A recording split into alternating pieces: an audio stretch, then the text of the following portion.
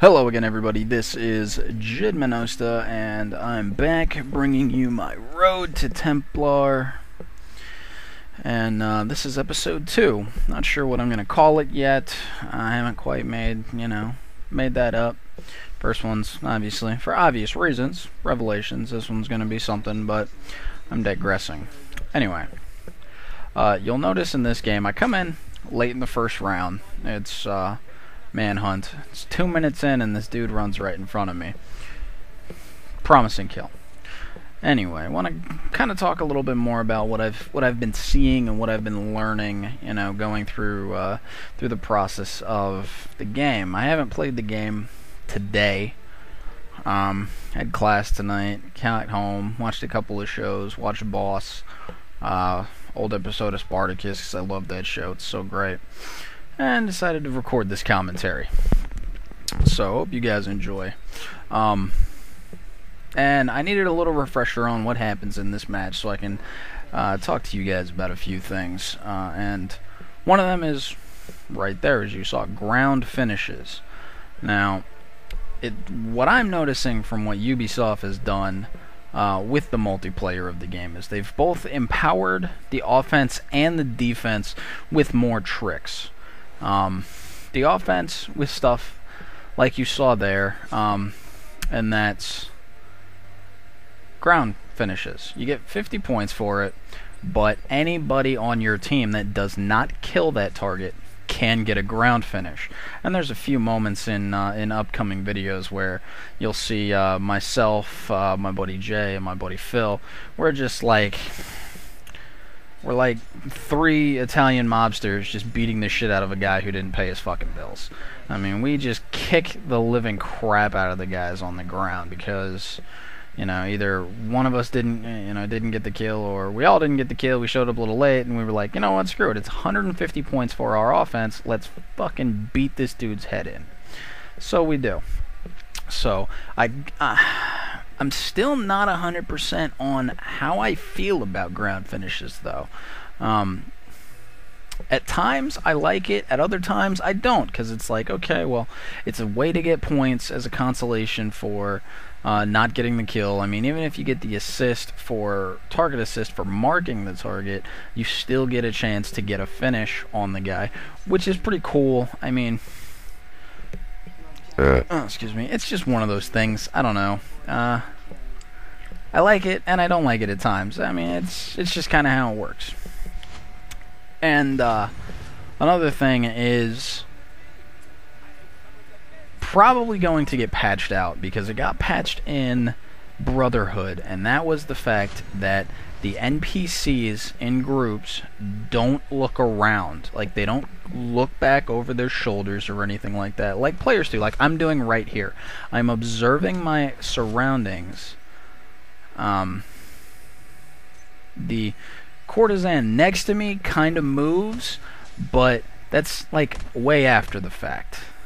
And right here is that was a bit odd, not gonna lie. It was a contested death. It was an honorable death, because I got the guy that wasn't in the kill animation, and then that guy got the kill on me that was in the kill animation with my teammate, but he only got 100 points because I contested killed him, which is what the like stuntman animation that I was doing. I was phantom punching the guy while he was kneeling, and that's all that was. But like the NPCs, especially in walking groups, they don't really look over their shoulders at all, and that was a big thing in Brotherhood because you could easily tell who was a player. Now they kind of brought that back with this game, but I'm almost 100% sure, because they fixed it in Brotherhood. I say fixed, they really just took it out. I mean, it wasn't that big of a fix. There were a lot of easy tricks you could do in Brotherhood to manipulate it so that you could find your target. And that happened to be one of them, and it was really cool, and I don't know what the hell I was thinking punching the guy fucking next to me. And right here, it takes a few seconds, if you notice, it takes a few seconds for your tripwire bomb to activate. So I get killed for it. But I digress. Let me go back. In Brotherhood, They took out the fact that you couldn't just identify a target by the NPCs not looking around and players looking over their shoulders if their camera is panned to their back. So, them bringing it back for this game, I'm pretty sure it's going to be fixed again or patched out again. However you want to, word it, phrase it, whatever you want to call it. It'll probably be worked out so that the NPCs will interact like players do. The one thing I haven't tried is the lock trick from Brotherhood, which I went over in a video, and what that was if you had like a morphed group, say, and you knew the target or targets were in the group, you could lock them, and NPCs would drop their hands and stop interacting.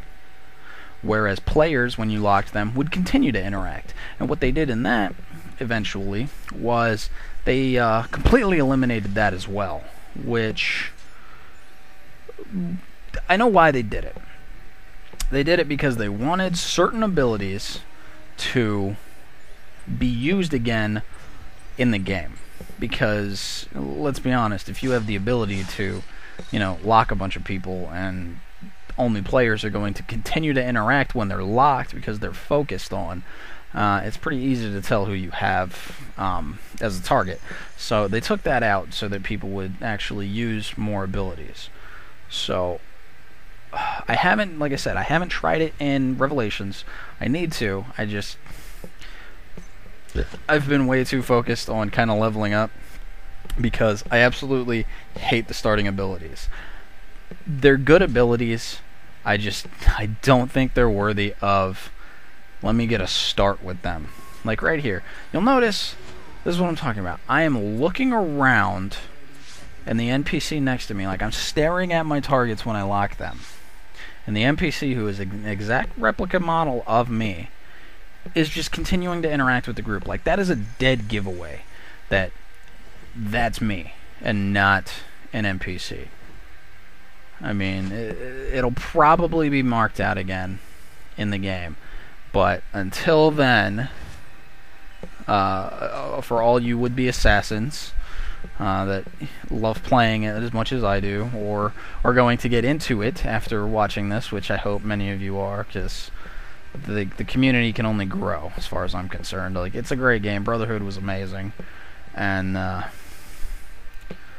Revelations is very promising with its early days in my hands here. And I'm looking forward to a lot more development from Ubisoft and whatnot. And the community itself, they give great feedback on stuff, so that's always a plus. But that's just a few things that were on my mind for this video, and I'm going to have more to come here in the future. Obviously, I've got like 13 games already lined up for record, so that is my time, ladies and gentlemen. I hope you enjoyed. My name is JidMenosta. Peace.